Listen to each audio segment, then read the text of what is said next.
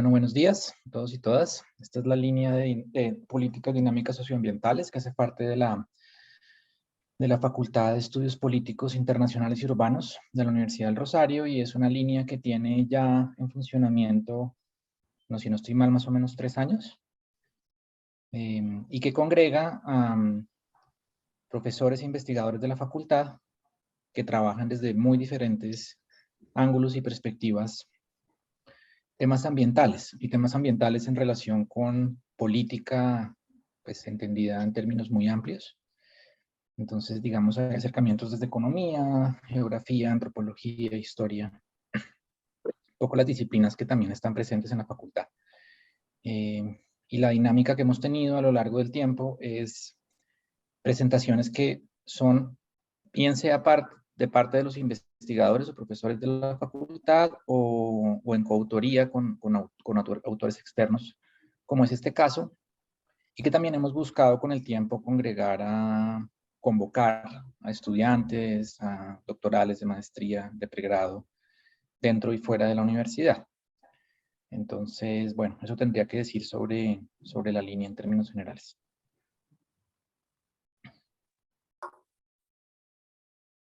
Estás con el micrófono. En este momento yo debería estar compartiendo pantalla. ¿La están viendo? Sí. Listo. Tenemos una programación, como adelantaba Simón, para este semestre. Hoy comenzamos con la presentación de Sebastián Solarte y mía de política de competencia y deforestación en la Amazonía, pero tenemos otras 3 presentaciones a lo largo del semestre que también vamos a cargar vía YouTube en el canal de la Facultad de Política UR. El 28 de septiembre, el profesor Javier Revelo presenta avances de investigación de causas subyacentes en la deforestación de la Amazonía. El 2 de noviembre, el profesor Fernando Carriazo presenta también avances de investigación sobre las tendencias de deforestación en 13 municipios en el norte de la Amazonía.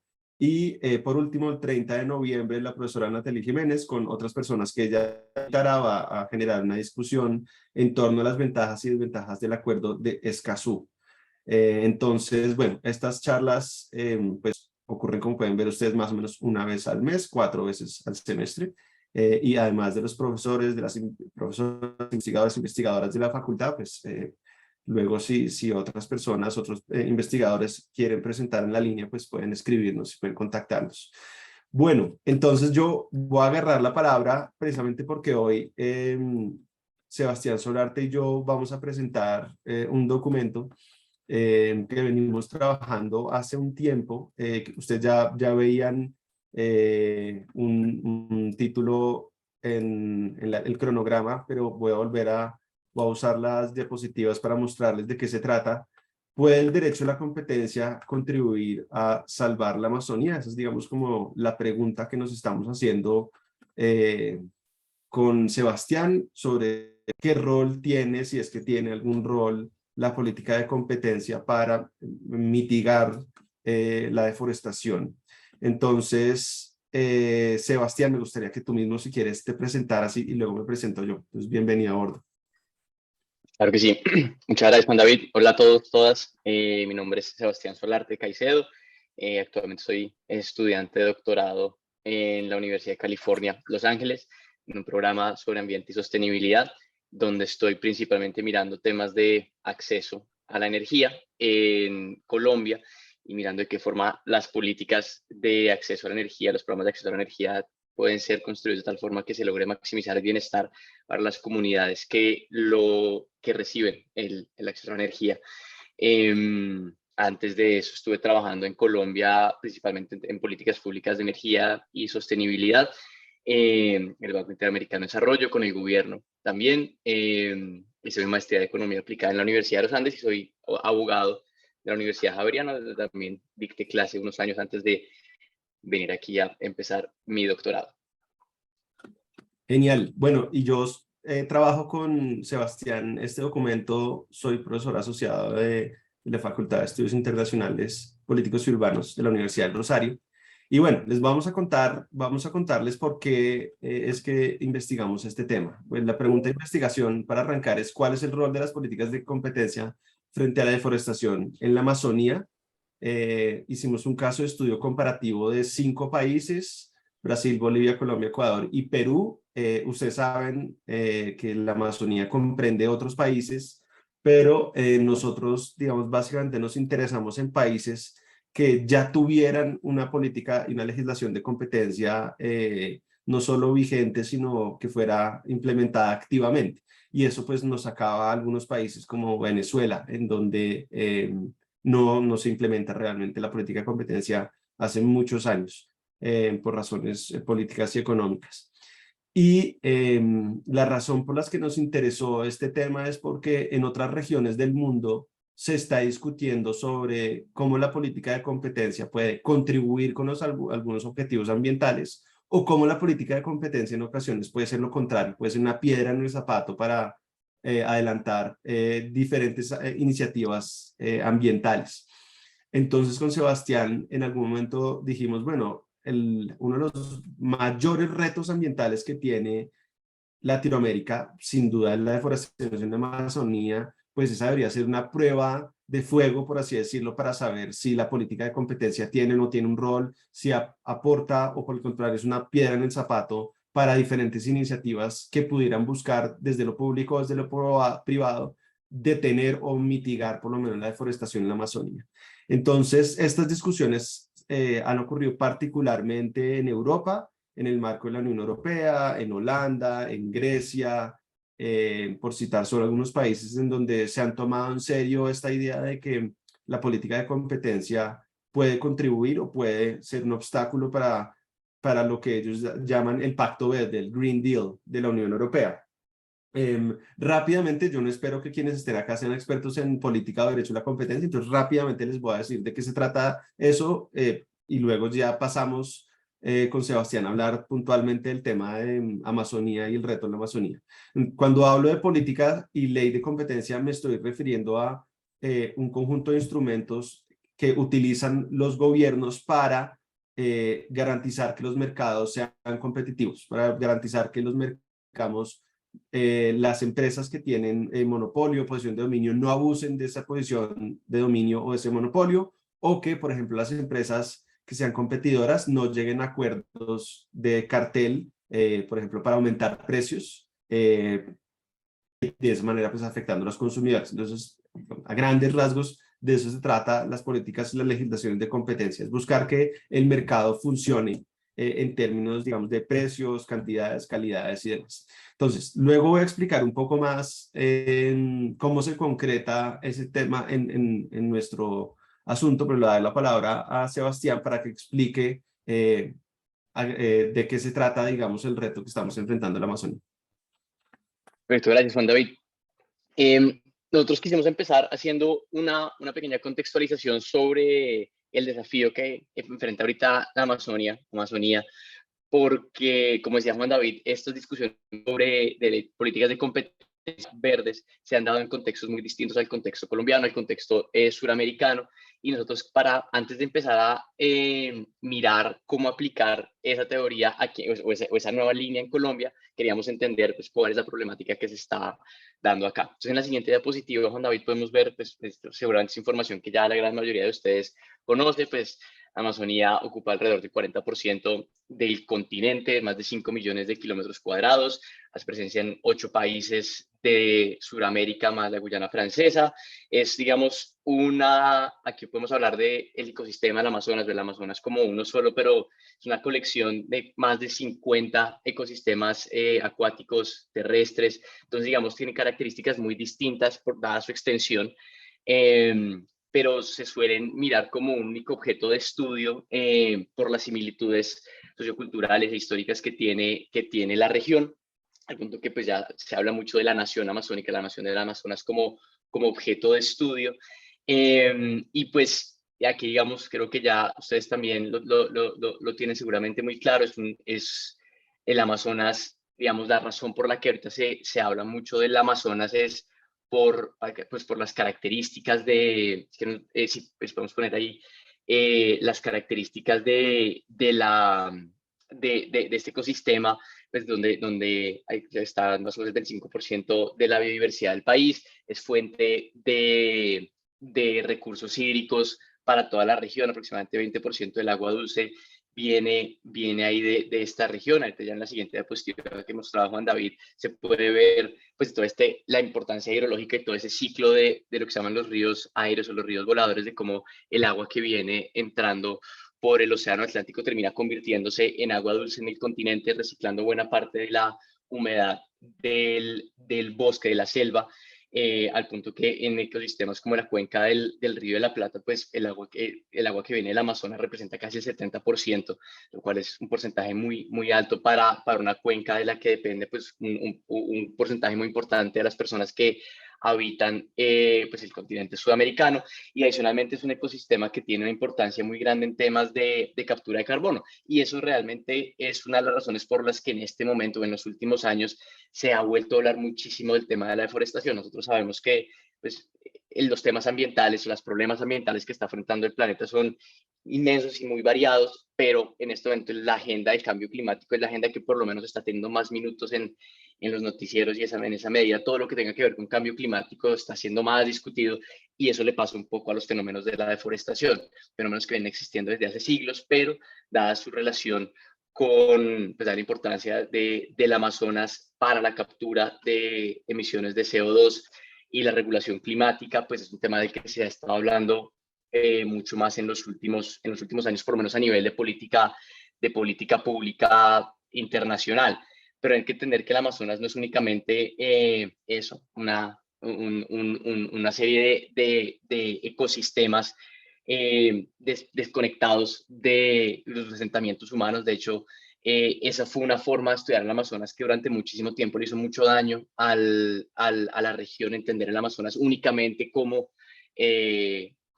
estos paisajes prístinos, puros, naturales, vírgenes, porque ahí realmente ha habido personas que llevan viviendo, comunidades que llevan viviendo miles de años. Los primeros asentamientos en el Amazonas son de hace más de 12.000 años, y son, y por eso es que hay que entender el Amazonas como unos sistemas socioambientales, socioecológicos, donde los recursos naturales que están ahí tienen una relación muy cercana con los grupos que llevan a estas zonas desde hace muchísimo tiempo, y son grupos que además han cambiado bastante, porque en los últimos siglos no solamente digamos, son las zonas que no solamente han estado habitadas por comunidades indígenas, sino que ha habido una migración muy grande de campesinos a la zona, pues, bajar, vamos a hablar un poquito más de eso pues, más adelante, pero también una población de origen afrodescendientes muy importante.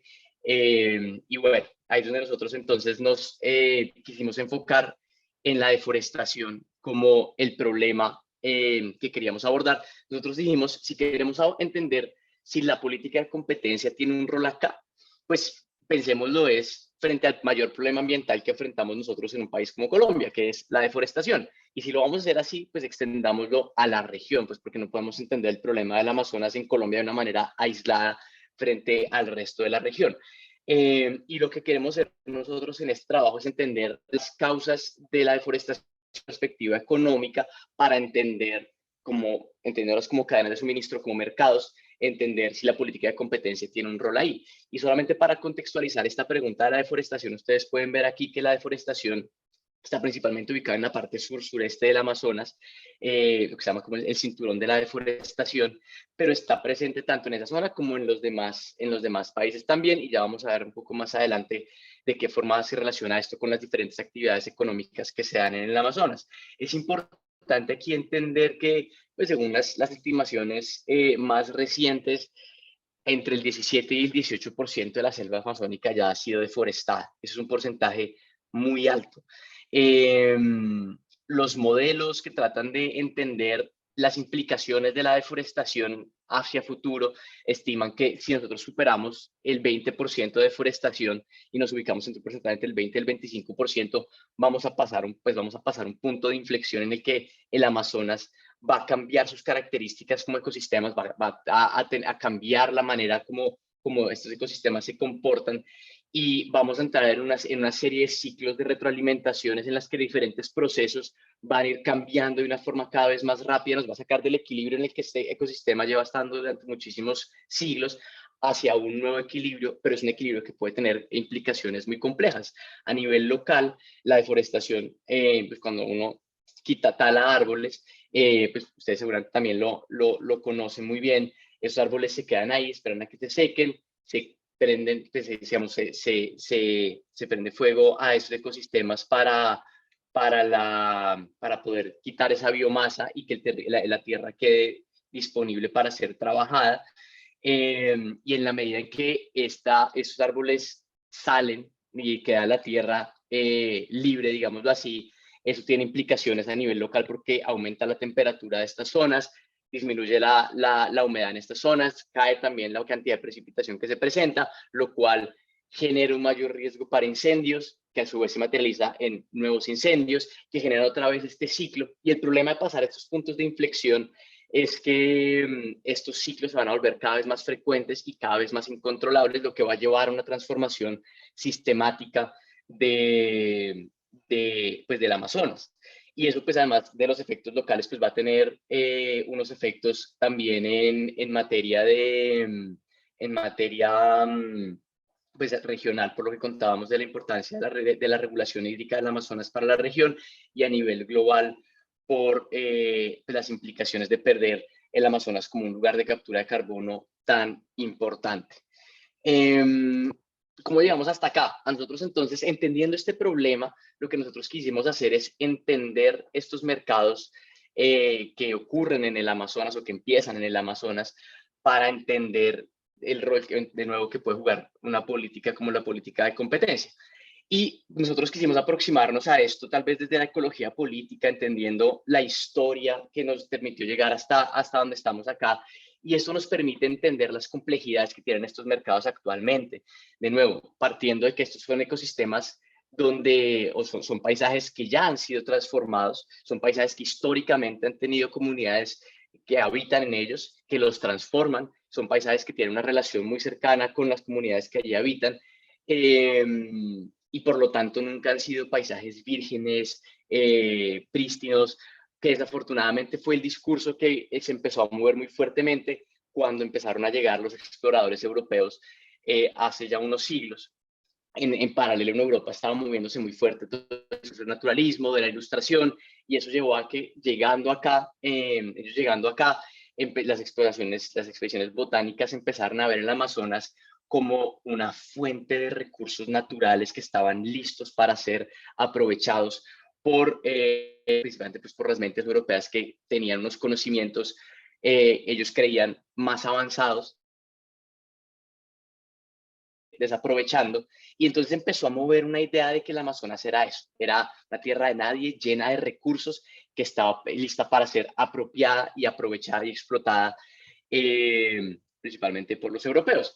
Y eso llevó entonces a esa visión, robándome una cita del libro de Susana Hecht y Alexander Cockburn, eso llevó a un naturalismo que podía ser hasta más peligroso que un bulldozer, porque esa visión del Amazonas como un paisaje virgen y lleno de recursos naturales para ser apropiados, digamos que jaló muchísimo un movimiento de explotación de recursos naturales en esta zona. Una explotación que en un primer momento pues, fue coordinada por pues, a nivel estatal, pero después los estados, particularmente ya con repúblicas independientes, se dieron cuenta de que era muy difícil a nivel institucional seguir manejando como monopolio estatal la explotación de estos recursos naturales. Entonces empezaron a manejar eso a través de concesiones, facilitando la llegada de personas con capital, en un primer momento europeo, después también estadounidense, y personas que venían aquí con esa mentalidad, la mentalidad de estos son tierras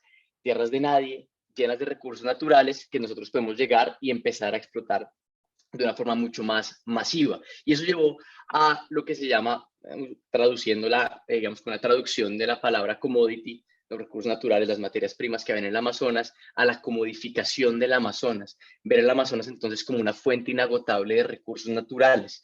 Y esos recursos naturales que estaban aquí eran recursos que se sacaban del Amazonas para ser exportados, para ser comercializados en mercados internacionales. Y es una tendencia que se mantiene incluso hoy en día. ¿Y por qué era tan atractivo esto para los europeos, para estos primeros capitalistas? Porque ellos aquí encontraron, robando también como pues la teoría de Jason, las palabras de Jason Moore, algunos de los baratos, de los 4 baratos que caracterizan los sistemas capitalistas. Encontraron recursos baratos y mano de obra barata. recursos baratos porque la tierra era tierra de nadie, que podía ser fácilmente apropiada, y recursos que ya el Amazonas estaba dando, pero que ellos simplemente tenían que lograr escalar, y con mano de obra muy barata. Y esto, el primer recurso que se explotó en masa fue la quinoa, pero después cuando llega el caucho, pues creo que aquí todos sabemos esa historia de cómo, particularmente con las caucherías, se empezaron a presentar unos fenómenos muy fuertes pues, de lo que se conoce como el holocausto del Amazonas, el manejo, digamos, de esa esclavitud, esa tortura que sufrieron las comunidades indígenas que vivían en países como Colombia, para ser llevados a trabajar en estas caucherías. Y estas concesiones, además, eran concesiones que desde el comienzo tuvieron unas asignaciones altamente permeadas por la corrupción. Eran procesos donde las personas que llegaban con capital trabajaban cerquita del Estado para ser asignadas a esas zonas. Entonces ustedes pueden ver desde el comienzo la explotación de los recursos naturales bajo sistemas capitalistas o protocapitalistas en ese momento tuvieron un grado de informalidad y de ilegalidad muy alto. Y eso es algo que va a ser clave para entender en nuestra investigación la eventual aplicación de políticas públicas económicas como la política de competencia, porque desde sus orígenes, estos sistemas de explotación de recursos naturales van a tener eso como casi que en su ADN. Y posteriormente, ya entrando en el siglo XX, los estados además van a asumir un rol mucho más activo, ya no solamente otorgando concesiones, sino activamente promoviendo estas actividades. Son estados además que empiezan a construir infraestructura como las carreteras, que hacen que estas dinámicas de apropiación de la tierra pues tengan un nivel, digamos, como se incrementen, tengan, digamos, como se aumenten, pues. Estados que además van a jugar un papel no solamente en la construcción de infraestructura, sino también en bajar las manifestaciones. Pero alguien tiene una pregunta, creo que alguien tiene, no sé si el micrófono abierto, pues es una pregunta, todas las preguntas, se nos olvidó decir eso, pues bienvenidas las preguntas que haya y ya, no sé si era de pronto más bien un micrófono abierto. Entonces los estados empiezan también, y eso se vio mucho en Brasil a partir de la dictadura en los 60, empiezan a tener un rol muy activo callando las manifestaciones sociales que eran cada vez más fuertes para tratar de poner de presente la situación socioambiental en el Amazonas. Entonces el Estado también empieza a jugar un rol ahí muy complejo, un rol de construcción de infraestructura que ayudaba un poco a legitimar los mercados que se estaban creando ahí. Empieza también los estados a tener unos procesos de legitimación de las tierras apropiadas muy importante, a conceder títulos frente a tierras que incluso después del sistema de concesiones eran apropiadas ilegalmente, y se empiezan a generar unos fenómenos de apropiación y de especulación con el valor de la tierra muy grandes ahí. Y eso pues finalmente tiene una influencia muy grande en los mercados que se dan hoy en día. Y ya para terminar como esta historia, son los mercados que están ahí en la diapositiva, mercados de ganado, oro, soya, coca, combustibles fósiles, mercados que han estado orientados hacia la exportación. Y si bien hay mercados que han reaccionado viendo lo perverso que puede ser ese manejo socioambiental de estos mercados, como pasa con la Unión Europea, un tema del que vamos a hablar más adelante, hay otros mercados que se van abriendo, como pasa actualmente con China y el mercado de la soya.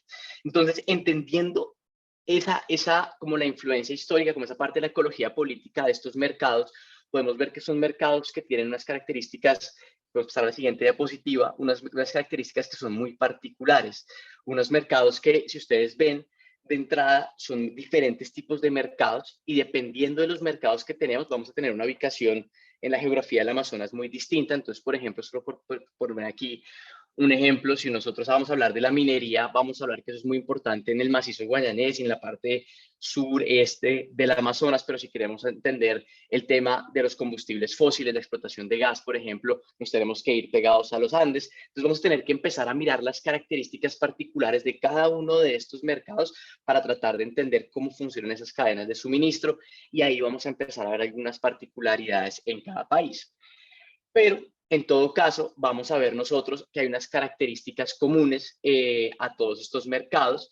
Aquí podemos ver en esas imágenes la evolución en Rondônia, una de las regiones que han sufrido mayor deforestación en las últimas décadas. Son cadenas de suministro, mercados que han tenido unos altos índices de informalidad, de crimen organizado y de aislamiento geográfico, por lo que veníamos comentando.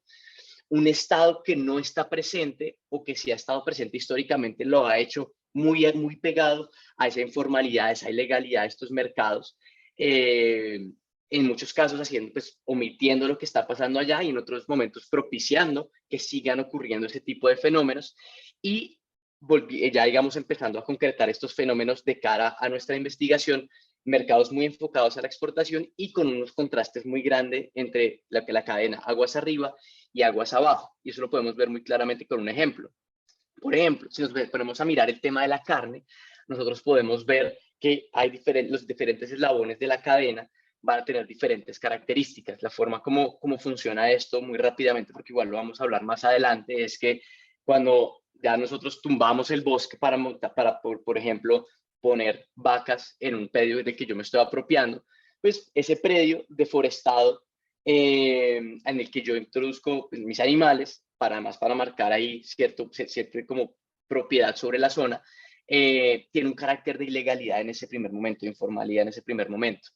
Pero después, la forma como funciona esta cadena es que estos pequeños ranchos que tienen unos pocos animales venden esas vacas a unos ranchos más grandes que son ranchos de engorde.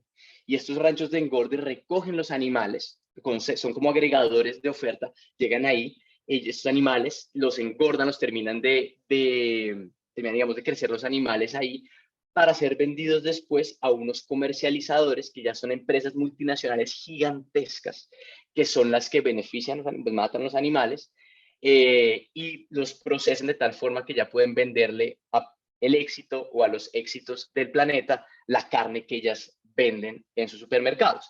Entonces, esto pues es una cadena muy simplificada, digamos, para tratar de ver en términos muy simples cómo funciona la cadena.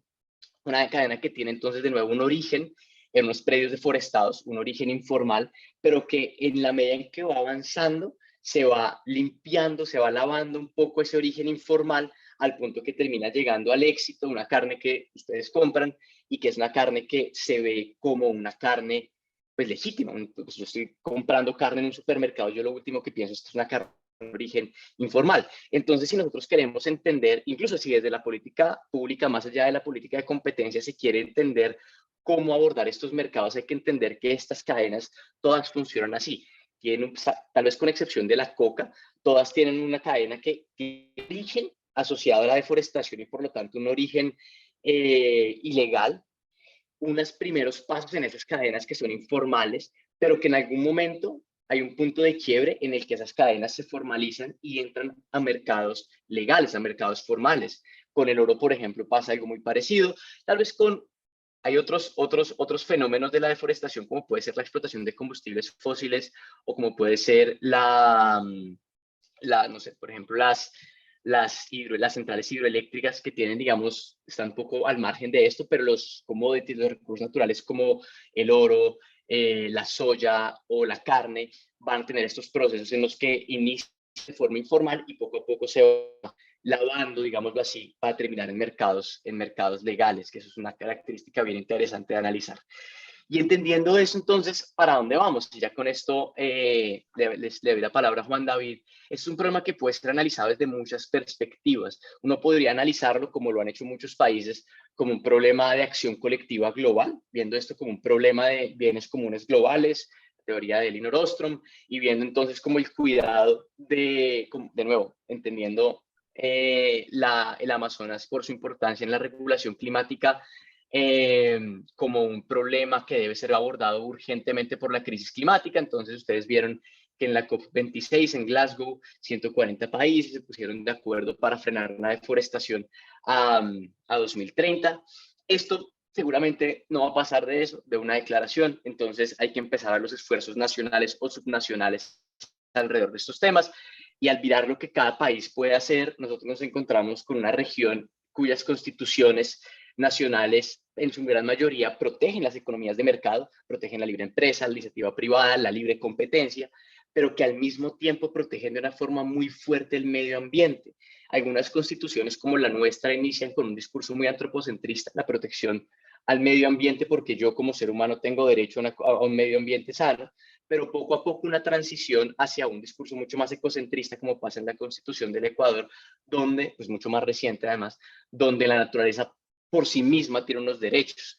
Que es un cambio muy interesante, y esto permea también las políticas de conservación que hay a nivel nacional y a nivel subnacional. Y hablo de nivel subnacional porque es muy importante entender que esto es un tema como de gobernanza policéntrica, donde es importante tanto los esfuerzos de coordinación a nivel global entre diferentes países, pero también hay que aterrizar esos niveles de gobernanza a sus niveles más locales, como puede ser el trabajo de gobiernos locales y el trabajo con comunidades, particularmente porque además ahora va a haber, o hay muchas discusiones, por ejemplo, alrededor de los mercados de los bonos de carbono y este tipo de programas que generan otra serie de problemáticas asociadas ahí. Entonces, digamos que hay muchas políticas que pueden abordarse, pero digamos son políticas que pueden llegar a ser efectivas. Y ya con esto le doy la palabra a Juan David. Por ejemplo, si uno mira en Brasil lo que pasó con el gobierno de Lula, ahí hubo un cambio muy grande en los índices de deforestación en Brasil. La política pública de un país sí puede tener un impacto muy grande en la deforestación. Lo que pasa es que con Lula cayeron muchísimo las tasas de deforestación, con Dilma se estabilizaron, y ya una vez sacan a Dilma, vuelven con Bolsonaro sobre todo a crecer muchísimo las tasas de deforestación, porque además vuelven a verse las tendencias que se vieron, que les contaba antes, que se vieron durante el siglo XX en el continente, tendencias de legitimación de la apropiación ilegal de tierras. Pasa la Amazonía, la protección, digamos, disminuye en las áreas de conservación, las áreas de los resguardos indígenas, esto pasa a ser manejado por el Ministerio de Agricultura, todo esto muy problemático. Entonces ahí es donde es muy importante entender qué políticas puede tener un Estado para proteger el Amazonas. Y ahí es donde con Juan David nos preguntamos, teniendo en cuenta la experiencia y toda la experiencia de Juan David con las políticas de competencia, si desde este campo en particular hay algo que se puede hacer o si no vale la pena que nosotros estemos pensando cómo traer toda esta nueva línea de pensamiento que se está moviendo en Europa a nuestro contexto. Listo. Entonces, haciendo como un corte de cuentas hasta ahora, hemos planteado el problema, hemos tratado de explicar qué es la deforestación, cuáles son sus factores determinantes. Por supuesto, no tratamos de ser comprensivos. De hecho, por ejemplo, hay temas que tenemos en el radar, como la investigación del profe Javier Revelo sobre cómo la construcción de vías por parte del Estado es un determinante de deforestación, y cómo la construcción de esas vías también hace parte de un proyecto de construcción de Estado. Entonces, pues reconocemos que hay muchos factores que inciden en los procesos de deforestación, pero como ha explicado Sebastián, nosotros estamos interesados en un factor puntual, y es cómo la demanda de determinados bienes producidos en el Amazonas por mercados nacionales y particularmente por mercados internacionales va jalando, digamos, va incidiendo en las dinámicas de deforestación. Y ahí es donde entra el tema de la política de competencia. En tanto, la política de competencia y la legislación de competencia precisamente buscan regular el funcionamiento de los mercados. Rápidamente les cuento un poquito sobre el tema. En América Latina, en casi todos los países hay leyes de competencia. Ustedes están viendo ahí una lista de 22 países que en diferentes momentos de su historia han adoptado legislación de competencia. En nuestros casos de estudio, ustedes pueden ver que hay momentos muy diferentes en los cuales países han adoptado sus legislaciones. Colombia desde el año 1959 y Ecuador apenas desde el año 2011. Y esas legislaciones, como yo les contaba hace un segundo, prohíben las conductas anticompetitivas, prohíben los acuerdos entre competidores, por ejemplo, para aumentar precios, o prohíben que una empresa con posición de dominio abuse de su posición de dominio en contra de los demás competidores o en contra de los consumidores. Entonces, así como ha habido diferentes momentos en los que se ha digamos, aprobado la legislación de competencia, pues también existe una brecha muy grande entre los diferentes países de América Latina en su capacidad de implementar la política y la legislación. Entonces, aquí les estoy mostrando un ejemplo de cuántos carteles empresariales ha sancionado cada autoridad de competencia en cada país, y vemos que Brasil, Colombia y México pues se llevan la torta, digamos, algo así como el 80% de los carteles sancionados en América Latina están en esos tres países, y los demás países pues tienen un récord menor. En nuestros casos de estudio, por ejemplo, Ecuador y Bolivia, pues muy pocos carteles. Pero en el caso de Brasil, Colombia y también Perú, pues digamos, sí se ve actividad particularmente en los últimos 20 años. Entonces, quiero saltar al tema de hacer el enlace entre el tema de la deforestación y estos temas de política de competencia, porque seguramente en este momento es muy etéreo para ustedes, pero lo va a tratar de concretar con ejemplos puntuales. Entonces, el derecho a la competencia y la política de competencia, yo les advertía al comienzo, puede ser o algo que contribuya a los objetivos ambientales, a iniciativas ambientales, en este particular caso, digamos, de empresas privadas, pero al mismo tiempo también puede ser una piedra en el zapato. Entonces, ¿cuándo puede ser, digamos, el derecho a la competencia una ayuda, un complemento para este tipo de iniciativas ambientales? Primero, voy a dar un ejemplo hipotético, y es si los mercados son, digamos, si la empresa es más eficiente y, por ejemplo, utiliza menos insumos, utiliza menos materia prima para poder tener sus productos y asimismo poder ofrecer bienes más baratos, pues en ese sentido, que la política de competencia promueva que los mercados funcionen así, que las empresas logren utilizar, por ejemplo, menos insumos para ser más eficientes, pues digamos, en esa línea va a estar hipotéticamente o teóricamente alineada el objetivo del derecho a la competencia y de las políticas de competencia. Pero además, algunos países de América Latina, entre ellos Colombia y Ecuador, tienen, digamos, en el derecho a la competencia, tienen excepciones en donde la legislación dice, bueno, hay algunos acuerdos entre competidores, imaginémonos un acuerdo en el que las empresas de supermercados en Colombia se ponen de acuerdo no solo para no comprar carne que provenga de lugares ambientalmente protegidos, sino que además se ponen de acuerdo para, por así decirlo, vetar a los proveedores que les estén dando, que les haya dado, digamos, prohibido carne que venía de ganado que estaba en lugares donde sería prohibido talar los árboles para efectos de tener levante de ganado. Entonces, esos acuerdos son acuerdos entre competidores, acuerdos donde están, de hecho, restringiendo la oferta, porque están diciendo no le vamos a recibir la carne a determinados proveedores si los vetamos en adelante. Algo parecido ha ocurrido en otros países. Bueno, hay legislaciones de competencia que expresamente contemplan situaciones excepcionales donde dice, bueno, hay determinados acuerdos entre competidores en donde yo voy a permitir ese tipo de acuerdos y no los voy a considerar anticompetitivos, a pesar de que reducen la oferta en el mercado. Hay un caso puntual en Brasil en donde en el marco de un proceso de la autoridad de competencia brasilera, en un proceso que buscaba autorizar una integración entre dos productoras de biopal, de aceite de palma, algunos, digamos, se quisieron oponer a esa integración diciendo, oye, esas empresas tienen unos problemas ambientales muy grandes y de hecho parece que están extrayendo parte de su producción de lugares en la Amazonía donde no se permite. Desafortunadamente, para quienes consideramos que debería tener alguna consideración ambiental la autoridad de competencia, en este caso, la autoridad de competencia del CADE, como ustedes están viendo en esa cita de la decisión, dice, no, esos temas ambientales a mí no me los traigan porque yo no soy una autoridad ambiental y no me interesa, digamos, no voy a usar esos argumentos ambientales para decir si apruebo o no la integración entre estas compañías de biopalma. Entonces, este es un caso donde, al revés, donde pues, el derecho a la competencia no funcionó realmente para promover los objetivos ambientales. Entonces, hay otro ejemplo en Colombia que también quiero traer a consideración porque aquí ya no se trataba de un acuerdo entre competidores, sino una conducta de una empresa que tenía una posición de dominio.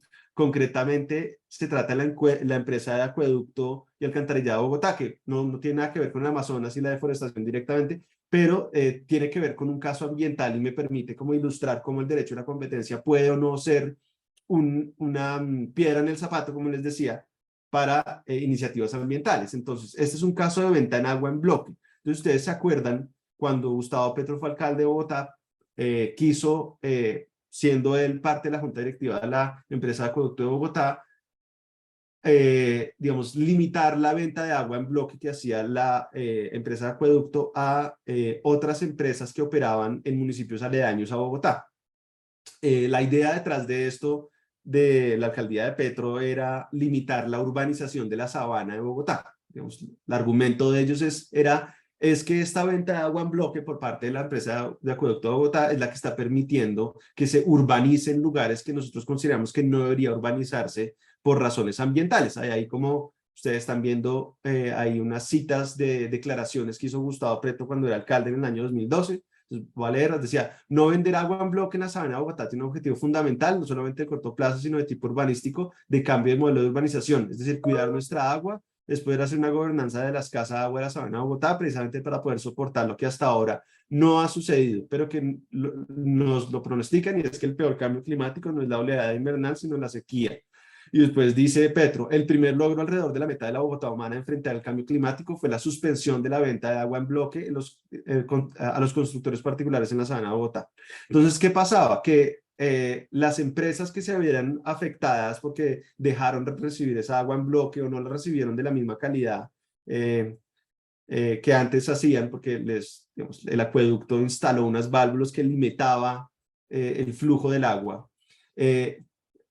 Presentaron una queja a la Superintendencia de Industria y Comercio diciendo la empresa de acueductos es una empresa con posición de dominio y está usando su posición de dominio porque nos está discriminando a nosotros, nos está excluyendo del mercado y eso pues son conductas constitutivas de abuso de posición de dominio.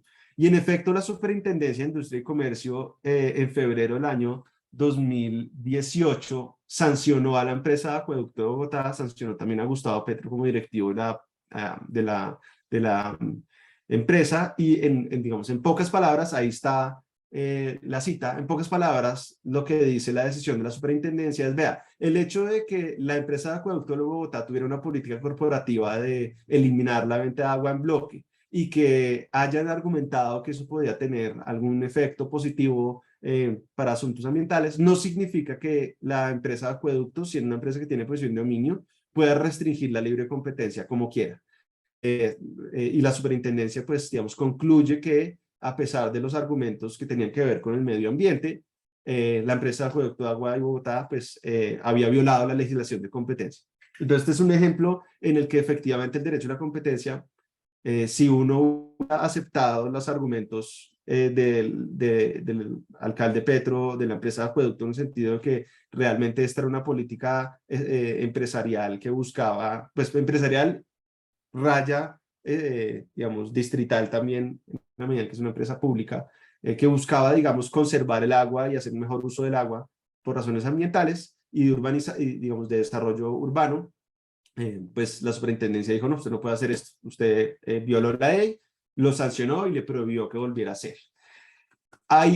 Este caso pues los queríamos mencionar porque tiene que ver con Colombia y porque es muy ilustrativo, pero hay otro par de casos también muy interesantes, ya directamente ligados con el tema de deforestación. Entonces, en Brasil se han promovido acuerdos de cero deforestación para por lo menos dos cadenas de valor, que es la de la carne y la de la soya, en donde los principales frigoríficos y los principales, digamos, grandes compradores de soya se pusieron de acuerdo para limitar sus compras de carne o de soya de áreas que no estuvieran, digamos, asociadas a la Amazonía y menos a la deforestación.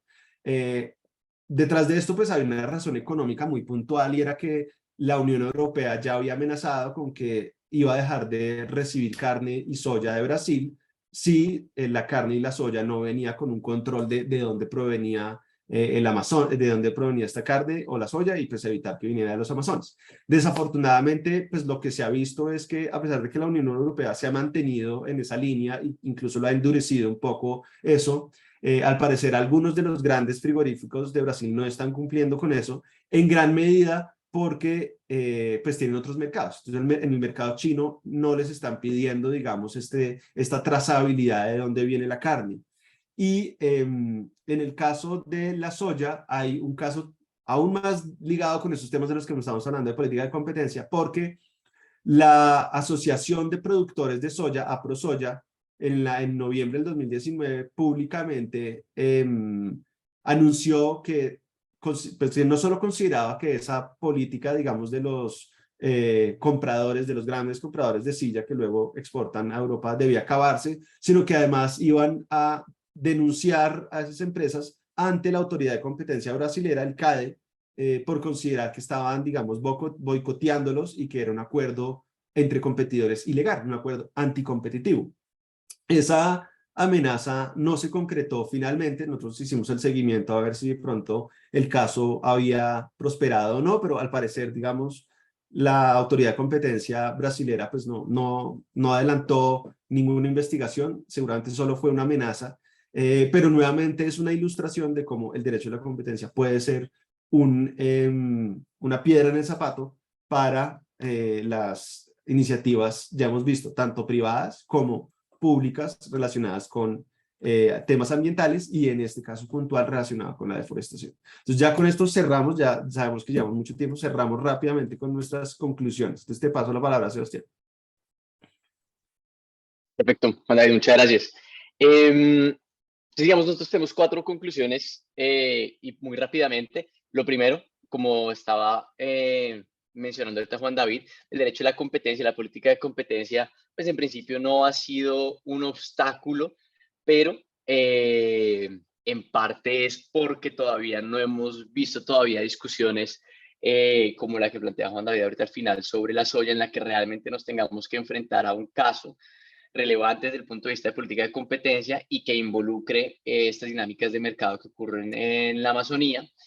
Pero en todo caso, y el precedente que estaba mencionando Juan David es bien interesante, hay que mirar hasta qué punto las autoridades de competencia puedan basar sus decisiones en criterios ambientales, como está pasando en otras jurisdicciones, pero hay que entender que, pues, por ejemplo, en Colombia la Superintendencia de Industria y Comercio tiene cierta independencia de la presidencia, pero el superintendente es nombrado por el presidente, entonces hay un componente también político ahí relacionado con la forma como se pueden llegar a encaminar algunas de estas decisiones, y hay que ver si frente a una decisión de estas, la autoridad de competencia llega a ponderar y cómo ponderaría los criterios ambientales en un caso de competencia.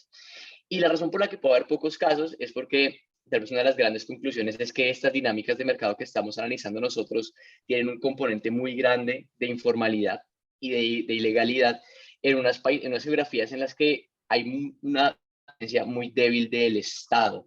Y no solamente pasa para la aplicación del derecho a la competencia, sino en términos generales para el control frente a esta situación, y por eso la magnitud del problema que tenemos ahora. Y ahí vale la pena preguntarse si, dada la debilidad del Estado para poder solucionar este problema, si los acuerdos privados no pueden llegar a ser una alternativa eficiente, pero que eventualmente puedan ser riesgos, entre comillas, ante el derecho de la competencia, porque entonces la política de competencia surge como en términos económicos, surge para contrarrestar una asimetría, una falla de mercado, la concentración de poder de mercado, pero y en teoría debería el mercado juegue lo más libremente posible, y los temas ambientales desde un punto de vista del mercado se ven desde las externalidades y la regulación económica, etcétera, pero ante la incapacidad del Estado de solucionar el problema ambiental o las asimetrías de información de las que estaba hablando también Juan David en los temas de dónde viene la carne que yo consumo, pues acuerdos privados como las moratorias podrían llegar a tener cierto papel aquí. Pero si el derecho a la competencia llega y las termina, por ejemplo, atacando por no ser anticompetitivas, pues ahí nos vamos a ver ante una situación bien interesante entre esos dilemas de cómo aproximarse a estas dinámicas de mercado en países que son institucionalmente débiles como nosotros, en donde también hay otras prioridades y en donde también pues tenemos finalmente unos componentes políticos que pueden entrar a cambiar la aproximación a la lucha contra la deforestación.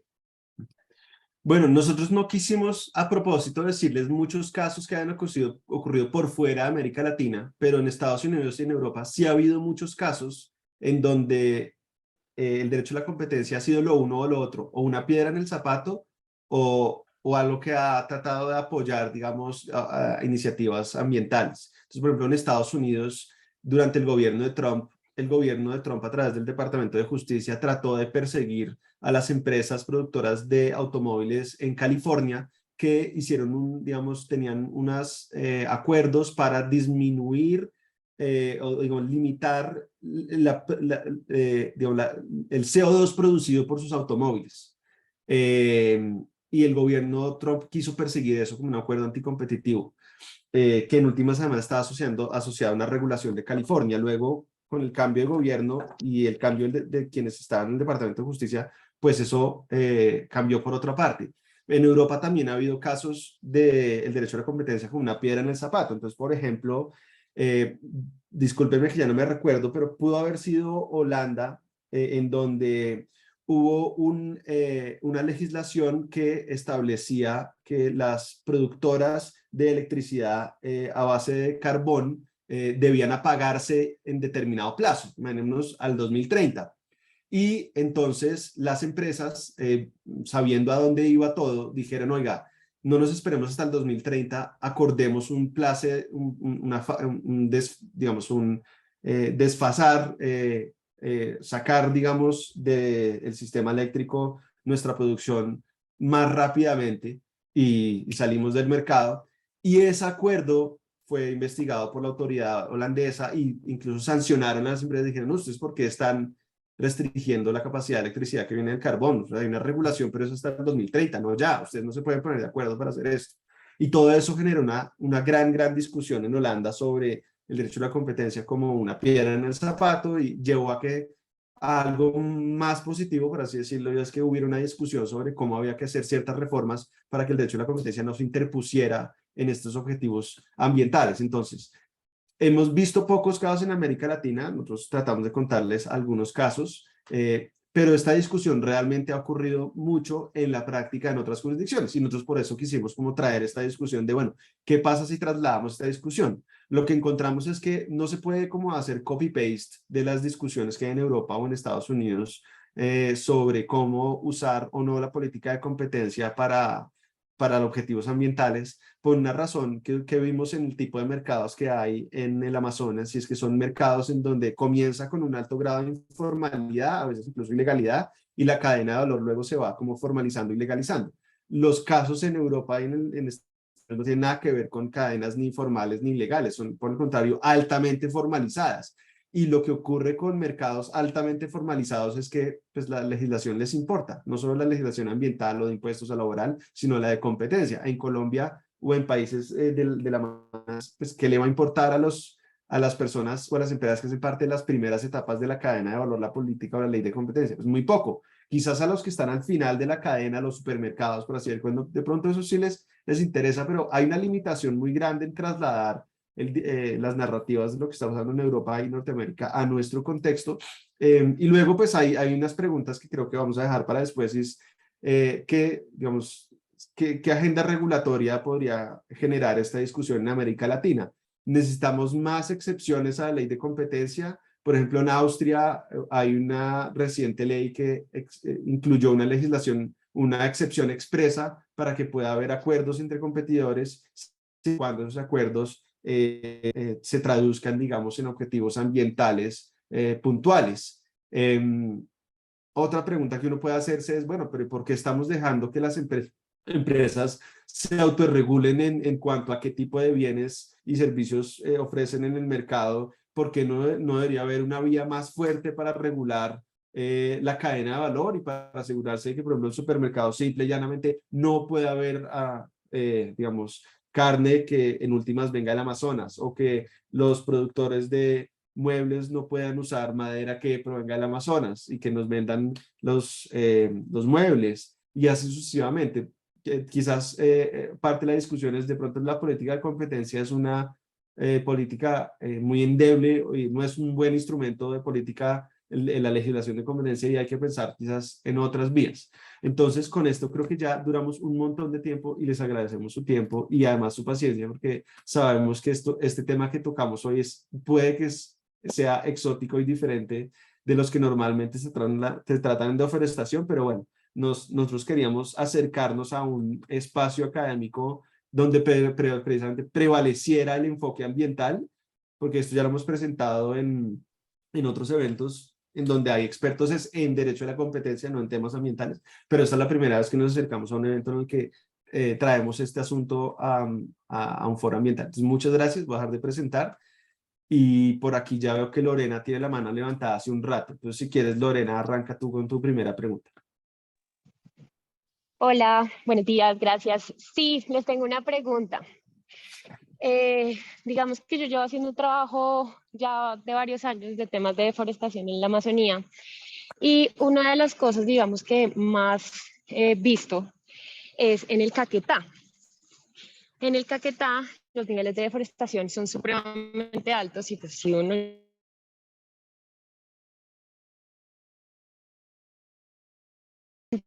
dentro del departamento están adquiriendo, digamos que un mercado basado en temas de ganadería, ya sea de lácteos, ya sea de carne, ya sea de todo esto. Pero entonces, digamos que el departamento completo se está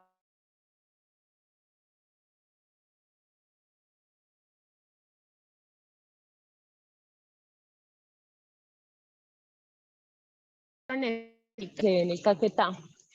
Uno ahí, digamos, como Estado, como gobierno, lo que sea, entra a hacer regulaciones, pero tú como deshaces ese mercado que los mismos departamentos están empezando a formar, digamos, basados en, obviamente, pues a ellos, digamos que no existe mucho esa concepción ambiental, sino más de tener dinero y de tener recursos. En ese caso, entonces, no sé ustedes si han visto, digamos, ese caso, pero pues digamos uno de los que más me impacta en toda la Amazonía es ese, el tema de Caquetá, en el tema de ganadería. Lorena, muchas gracias. Sebastián, ¿tú quieres decir algo y si quieres yo después? Sí, sí, de una.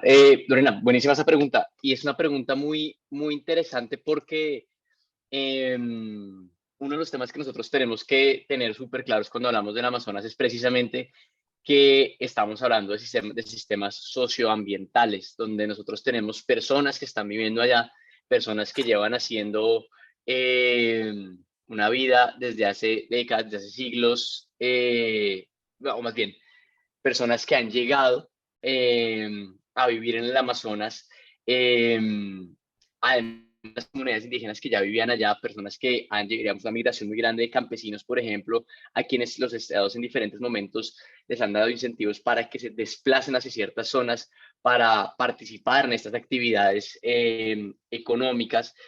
Y eso de hecho ha generado una enemistad muy grande frente a ese tipo de personas que han simplemente respondido ante incentivos que los estados les han dado o ante pues, dinámicas como socioculturales que los empujaron a llegar a estas zonas y a desarrollar estas actividades, como tú decías, con poco conocimiento sobre el impacto ambiental que tenían sus actividades. Y es un tema que pasa no solamente en la Amazonía, si tú te pones a mirar la historia de los páramos, ahí también hay unas discusiones muy interesantes de cómo la conservación de los páramos y esa delimitación de las áreas protegidas se hizo un poco a costa de personas que llevaban muchos años también viviendo en los páramos y aprovechando económicamente los páramos, sin saber que pues tumbar un fraile las implicaciones ambientales. Cuando uno mira estas discusiones, uno tiene que entender que la protección de los ecosistemas por la protección de los ecosistemas sería una mirada muy, muy radical por las implicaciones sociales que cualquier tipo de cierre conservacionista podría llegar a tener. Y sería desconocer, como te digo, que estos son sistemas socioambientales.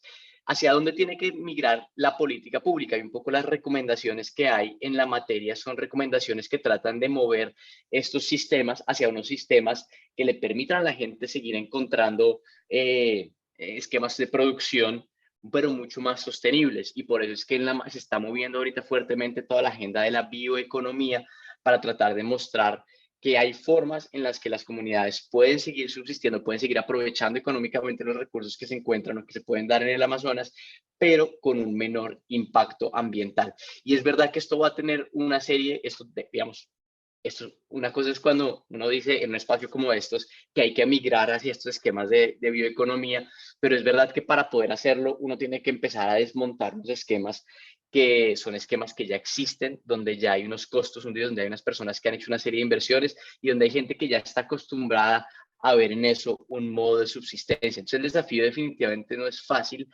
pero digamos que la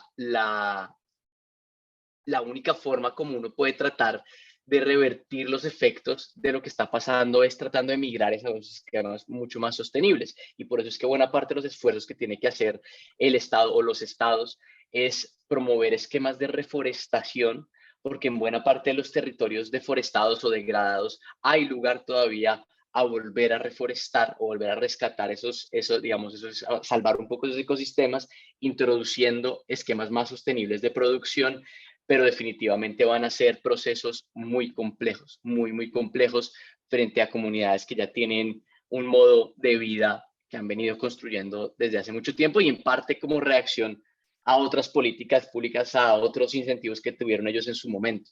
Entonces es una pregunta muy compleja, la verdad, y una pregunta pero muy interesante. Sí, yo agregaría que quizás el objetivo no es tanto deshacer el mercado, sino cómo lo organizamos, o sea, puede haber lugares en el Caquetá donde sí haya ganadería. Lo que de pronto no es razonable ni deseable es que se expanda, digamos, la frontera agrícola y se deforeste en lugares, digamos, donde son ambientales estratégicos o que tienen sensibilidad ambiental. Hay otro punto, me parece que la discusión sobre el páramo que trajo Sebastián es súper pertinente, es muy parecida a la discusión. Hay algo en la legislación brasilera sobre el tema y es que en Brasil no es que se prohíba tajantemente hacer actividades económicas o de agropecuarias en el Amazonas, sino que hay unas limitaciones. La limitación es como del 20%, es como el 20% de su predio puede estar dedicado a algún tipo de actividad agropecuaria, pero no más. Y por supuesto lo que está pasando es que ni siquiera esas reglas se están respetando. Entonces no es como privar de las personas que ya iban allá de realizar alguna actividad económica, sino es, bueno, si la van a hacer, en qué condiciones la van a hacer y cómo vamos a evitar que afecten ecosistemas que realmente deberíamos preservar.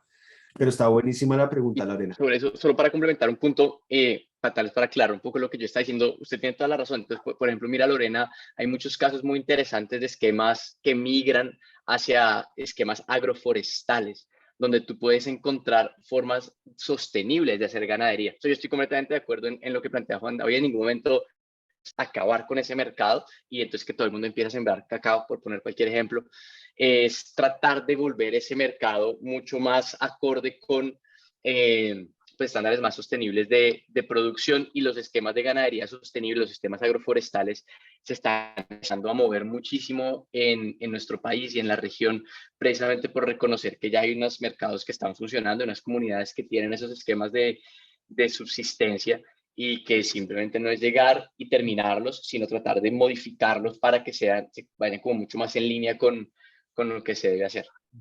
Tengo mano levantada de Fernando, Javier y Natalie. Entonces vamos en ese orden. Primero, profesor Fernando.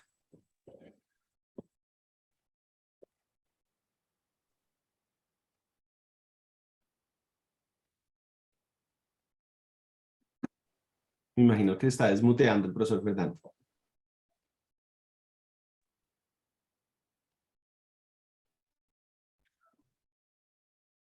Qué pena, es que se perdió el sonido. Tranqui, eso pasa, tranqui. Listo. Te estamos oyendo ahora sí. No quería solo, digamos, gracias por la presentación, Juan David, Sebastián. Me parece un tema, digamos, muy relevante, pues ahorita con todas estas discusiones sobre deforestación. Yo quería preguntarles a ustedes cómo ven, digamos, en todo este problema de competencia. Quizás si uno piensa como en el libre mercado o en los supuestos del libre mercado, pues están los temas de derechos de propiedad, de información, digamos, de información perfecta. Y muchas veces, digamos, las estrategias que se han dado dentro del marco del mercado competitivo con respecto a, digamos, a mandar señales de qué tan amigables son los productos con el medio ambiente, son los ecoetiquetados, digamos, como todas estas señales que los consumidores, digamos, dentro del marco del libre mercado, pues, digamos, tienen esa, entre comillas, libertad para escoger. Y digamos, bueno, Europa, pues, es, digamos, bastante conocido por, digamos, mandar estas señales en muchos de sus productos.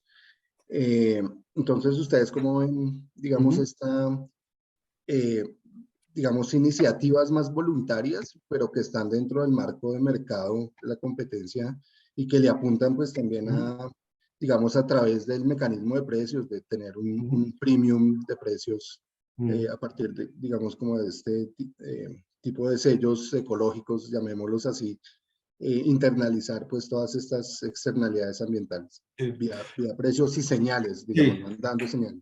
Sí, sí, nosotros nos hicimos esa pregunta porque nos llamó la atención que el mercado no estuviera produciendo esa señal. Es decir, que no se estuviera... En otros mercados, a las empresas les gusta generar, digamos, ese tipo de señales. Entonces, sí, mi producto es orgánico. Sepa usted que es orgánico. De hecho, le va a cobrar un poquito más por eso. Ah, ok, yo le compro a usted los frijoles orgánicos, lo que sea orgánico. Y no vemos eso. Y de hecho tampoco vemos que haya mayor iniciativa del sector privado por generar reglas de trazabilidad de dónde vienen sus insumos. Yo entiendo que algo se ha empezado a discutir de pronto en el sector cárnico, pero es muy incipiente. Y lo que, digamos, y lo que nos ha hecho preguntarnos es si el Estado nos está autorregulando, perdón, si el mercado no se está autorregulando, primero, ¿por qué no lo está haciendo? Pero segundo, bueno, no debería entonces el Estado precisamente ahí levantar la mano y decir, bueno, ustedes no se están organizando para, por ejemplo, que el etiquetado de sus productos informe sobre de dónde viene esta carne, dónde viene este producto. De pronto el Estado debería generar reglas donde fuera obligatorio, no porque las empresas lo decían, no, es que es obligatorio que usted diga de dónde viene. Pero además eso implica no solo algo que sea simplemente el etiquetado frontal de el producto, sino de, bueno, pues también entonces necesitamos generar un mecanismo para poder verificar la trazabilidad, porque no es suficiente que usted me diga esto viene de X lugar que está ok, pero en realidad pues puso eso simplemente porque cumple con el requisito, pero la carne venía de Chiribiquete, por decir. En otros, digamos, en otros contextos el mercado sí utiliza esas señales. ¿Por qué no lo hace acá? Quizás nosotros lo que hemos pensado es por el alto grado de informalidad que hay al comienzo de la cadena de valor y de pronto no hay suficiente presión ni por parte del Estado ni de pronto por las organizaciones de la sociedad civil encargadas de esto. Digamos, nosotros vimos un ejemplo en donde precisamente el éxito era parte de esta discusión y fue precisamente una organización de la sociedad civil la que publicó un informe y dijo, oiga, tenemos estos indicios de que la carne que está distribuyendo el éxito proviene de lugares donde, ambientalmente sensibles y donde se ha propiciado la deforestación. De pronto necesitaríamos un poco más de presión, ya no solo del Estado, sino de organizaciones de la sociedad civil que eleven el perfil del problema público.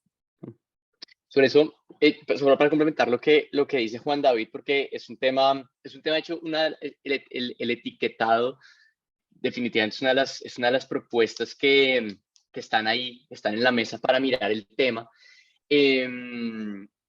Los frigoríficos, los comercializadores que terminan comprando de diferentes ranchos de engorde son los que están como en la mejor posición para poder decir, solo voy a comprarle a aquellos ranchos de engorde que me aseguren que me están vendiendo animales que no vienen de predios deforestados. Entonces, digamos que ahí es donde uno podría tratar de encontrar ese segmento de la cadena donde uno puede tratar de romper esas asimetrías de información, pero por ahora no ha habido suficientes incentivos para que ellos, o para que el mercado les exija a ellos esa respuesta. Y un poco es el gran fracaso de la moratoria esa prohibición de la Unión, esa prohibición de la moratoria de la carne de la que hablaba Juan David, porque por más de que en el 2009 se haya dicho, oiga, nadie va a comprarle carne a precios deforestados, nunca nadie le hizo ese seguimiento, nunca nadie le hizo ese monitoreo, y el gran problema entonces que yo, solo para contribuir a la discusión, el gran problema sería, o una pregunta que hay que hacerse con el tema del etiquetado es, cuando uno plantea un etiquetado, uno igual está apuntándole en las preferencias del consumidor, está mejor informada si un consumidor pueda decir, me voy por esto que tiene una etiqueta de que no viene de predio deforestado, pero tengo en teoría la opción de irme por un producto que sea más barato, pero pues que si para mí no es importante que me estén señalizando esto, pues yo me puedo ir todavía por una señal, por un precio mucho más barato, y es lo que pasa con otros etiquetados que tratan de informar, pero el consumidor todavía tiene la opción de comprar lo no ambientalmente, lo no sostenible, digámoslo así. Dadas las implicaciones que tiene, esa demanda de productos del Amazonas, nosotros hemos visto que los productos que salen del Amazonas tienen muchísima demanda de personas que no están interesadas en comprar productos que vengan de predios no deforestados. Y es el caso de la demanda de China, de la soya, que no les importa si eso viene de predios deforestados o no. Entonces, digamos, ahí la pregunta, solo para complementar el debate, es si bien el etiquetado podría informar, también igual dadas las implicaciones que tiene la deforestación y que igual va a existir una demanda alta por bienes que vengan de predios no deforestados, si queremos que igual sea un tema que termine determinando el mercado, o si queremos una intervención más desde la regulación de prohibir ciertos mercados, o bueno, hay como una serie de discusiones que podrían desprenderse de las implicaciones que tendría el etiquetado dadas las características de la demanda de los distintos bienes que hay ahí. Aquí tengo 3 manos levantadas. Yo les propongo a los profesores Javier, Natalie y Simón que hagamos las 3 preguntas de un solo golpe y hagamos como una intervención final para que cerremos a las 9:30. ¿Les parece? Entonces, Javier, si quieres, comienza tú. Hola. Bueno, no, o sea, creo que hay como cosas muy valiosas en la presentación y en el texto. La primera que yo resalto y valoro es el tema de enfocarse en la demanda. Creo que la mayoría de lo que se está escribiendo está más enfocado en la oferta, ¿cierto? Y uno como desde ese punto de vista creo que podría justificar también el ejercicio que ustedes están haciendo, ¿se entiende? Me parece que ese es un salto importante, muy necesario, porque si no podemos terminar como lo mismo que ocurre con el debate sobre la política antidrogas, donde todo el énfasis se pone en la producción y no en la demanda, ¿cierto? Entonces, como que abrir el espectro de cómo funciona el mercado y mostrar ese otro lado de la moneda me parece clave, y creo que de hecho es una recomendación para fortalecer la justificación, ¿no? Pero tengo 2 comentarios críticos. El primero tiene que ver o sea, la pregunta que ustedes dicen es si el derecho de competencia puede o no ser una solución. Yo ahí tengo una pregunta, y es si ustedes creen que como diagnóstico es razonable creer que la deforestación es el resultado de la falta de competencia. ¿Se entiende? Si ustedes explican el derecho de competencia como digamos, esa regulación que lo que busca es limitar el surgimiento de carteles, ¿cierto? Entonces, o sea, carteles de productores que comandan y tienen una posición privilegiada en el mercado.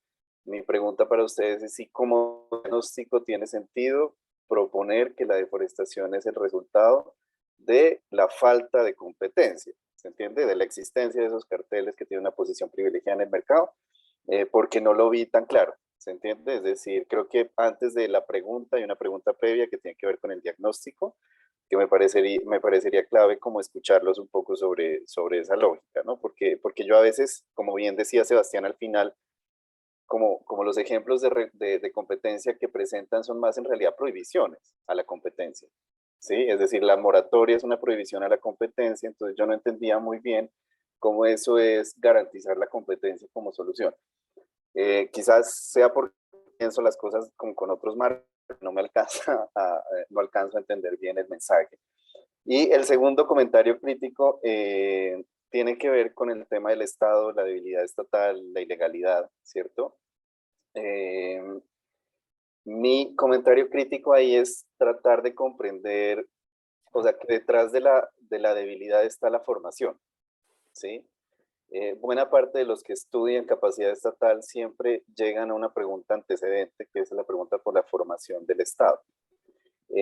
Y mi interpretación de ese tema, yo creo que no soy el único que ha propuesto algo así, pero digamos lo que está ocurriendo en la región amazónica es un proceso de formación estatal, ¿cierto?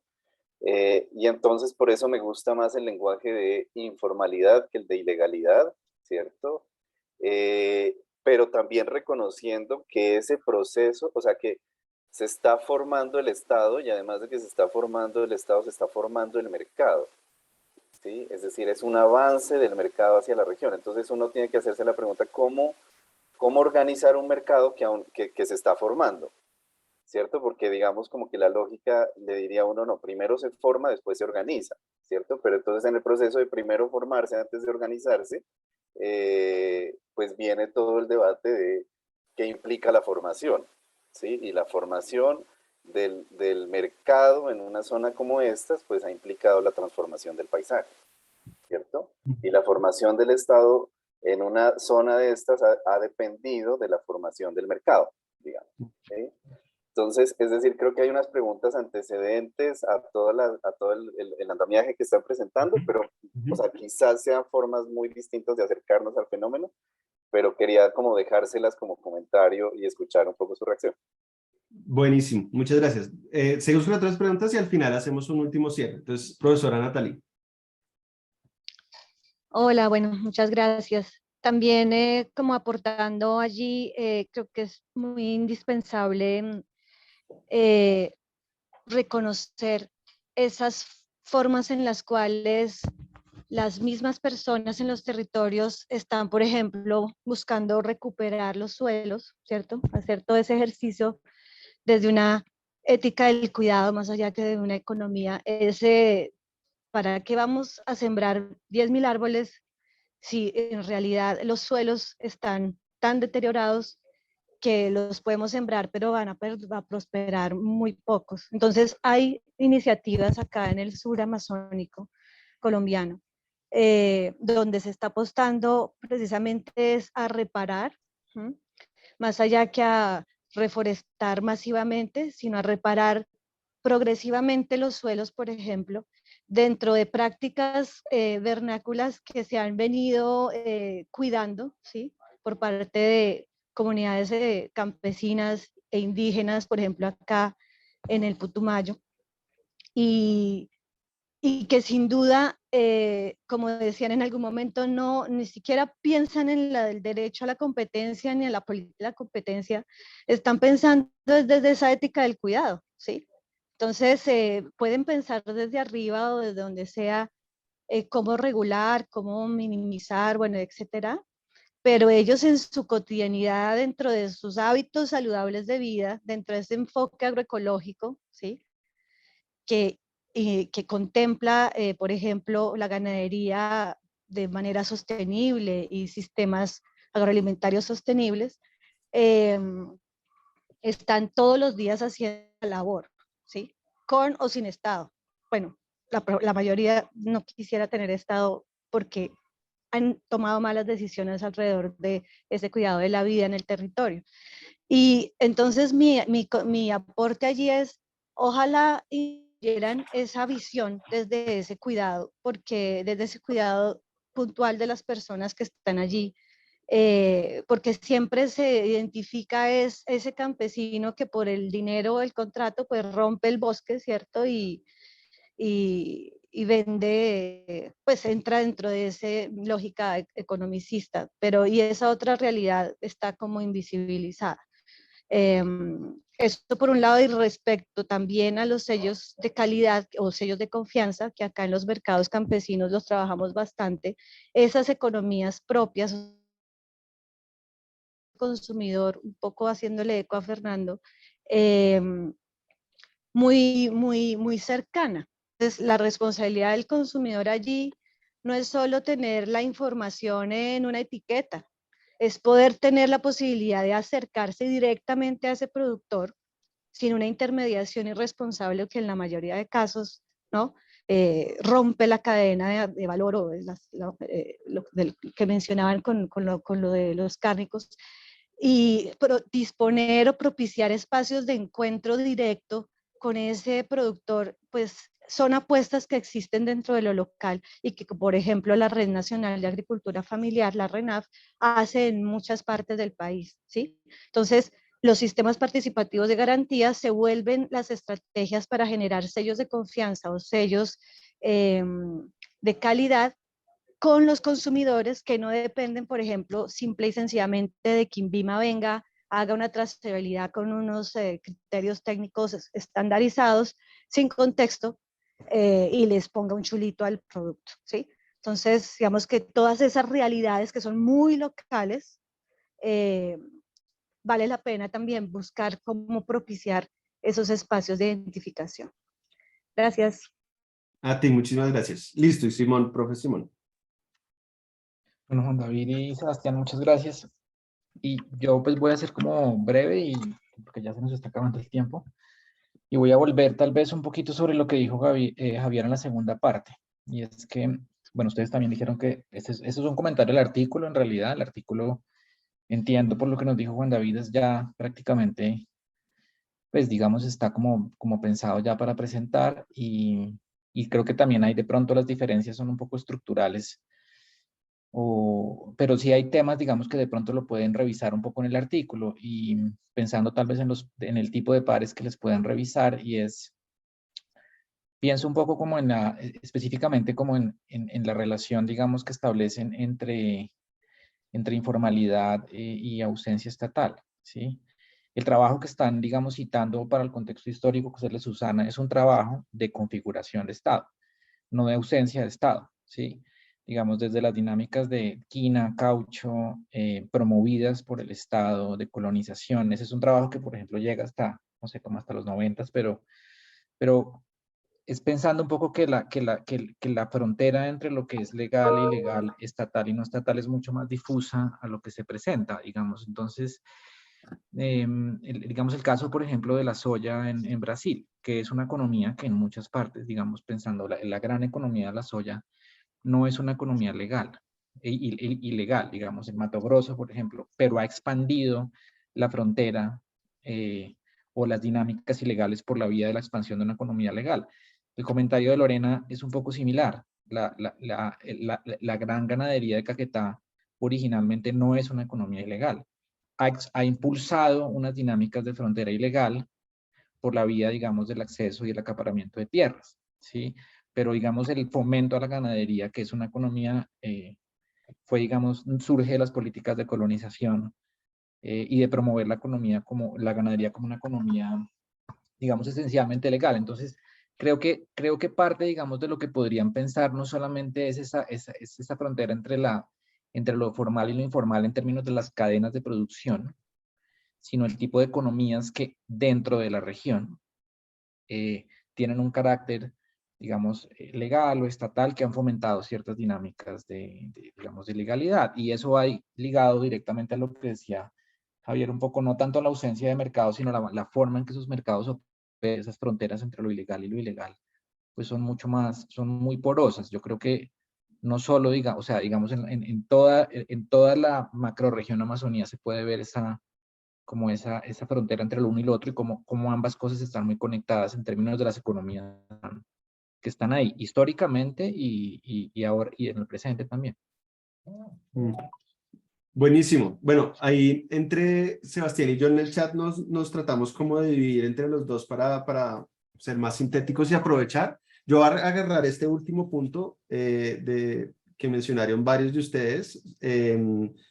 Primero que creo que tienen toda razón que tenemos que ser mucho más cuidadosos en la manera como nos referimos a la relación Estado, sociedad, mercado, y que obviamente debilidad no equivale a formación, o digamos, la formación puede ser un estado de la configuración del Estado, pero no simplemente que sea débil, o esa palabra de pronto es muy vaga.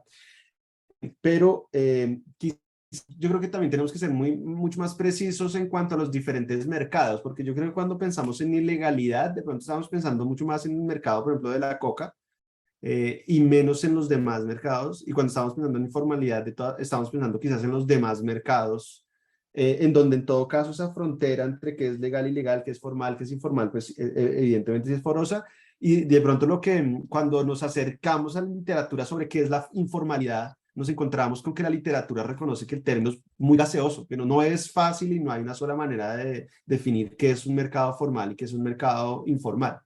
Yo voy a abordar un último punto y luego ya le dejo a Sebastián el resto, y es la primera crítica que hizo Javier sobre la pregunta de investigación.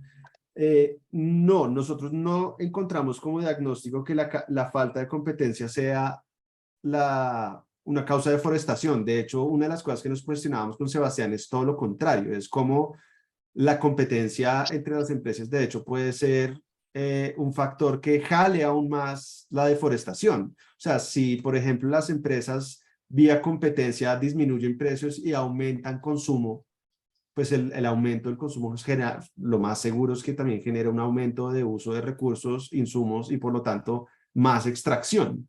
Y de hecho, en los eventos en donde se discuten estos temas de los que hemos hablado de hoy, se está hablando mucho del tema del decrecimiento, que está de moda en estos días, como ustedes saben, en Colombia. Precisamente porque el derecho a la competencia tendría que tener un rol en eso. Si vamos a decrecer el derecho a la competencia, ¿cómo va a facilitar o entorpecer la idea de que vamos a promover políticas de crecimiento?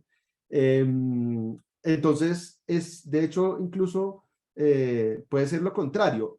Ahora, ¿por qué, digamos, porque en todo caso pienso que aunque tiene que ser mucho más claro la manera como lo planteamos, porque seguramente no fue muy claro, el problema no es que estamos abordando, es el instrumento como una piedra en el zapato para otros instrumentos. Entonces, cómo la política de competencia puede o no acoplarse con políticas diferentes y que puedan tener diferentes objetivos. Esto además ya ha pasado con otras políticas. Entonces, para darnos un ejemplo, hay políticas agropecuarias en donde el Estado literalmente carteliza prácticamente a los productores o a los proveedores o a los compradores con los objetivos agropecuarios, y en donde ha habido choques entre el Ministerio de Agricultura y la Superintendencia de Industria y Comercio porque cada uno está persiguiendo objetivos diferentes.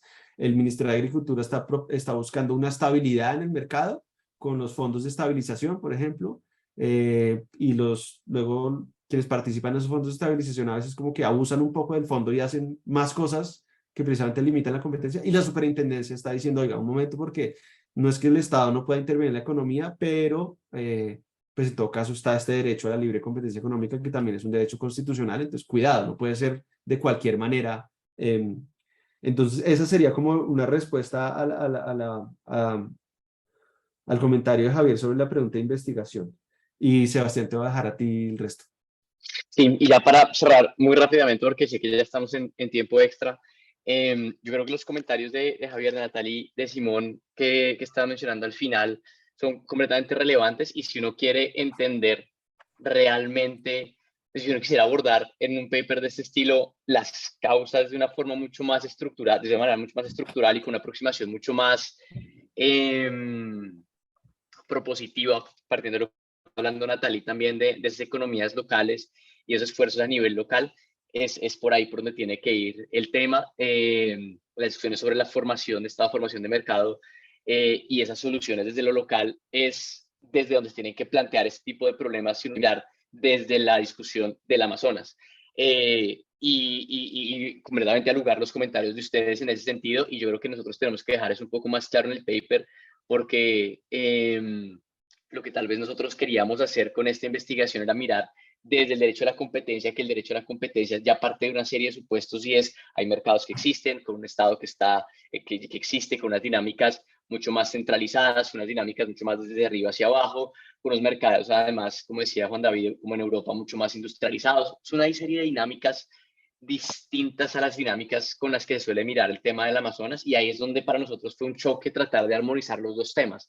Y lo que ustedes leyeron en el paper, escucharon una conversación de hoy, fue ese esfuerzo de tratar de entender lo que estaba pasando en esos mercados para encontrar si el derecho a la competencia podía llegar a contribuir de alguna manera o no. Y encontramos que en ciertos puntos, por ejemplo, en aquellos momentos en los que ya el mercado adquiere unas dinámicas especiales y ya uno se aleja de soluciones locales y pasa a hablar de esas cadenas ya un poco más masificadas, etcétera, ahí es donde el derecho a la competencia puede tener un rol, pero ustedes tienen toda la razón en que está lejos de ser la herramienta o el lente con el que se tiene que abordar la pregunta de la Amazonía, porque tiene esas connotaciones que ustedes planteaban, que son las que, pues en opinión mía, por lo menos en opinión de nosotros, pues realmente van a lograr abordar esto de una manera mucho más estructural. Y creo que es un poco lo que nosotros podemos, aprovechando sus comentarios, tratar de dejar mucho más claro en la parte final de conclusiones o de discusiones.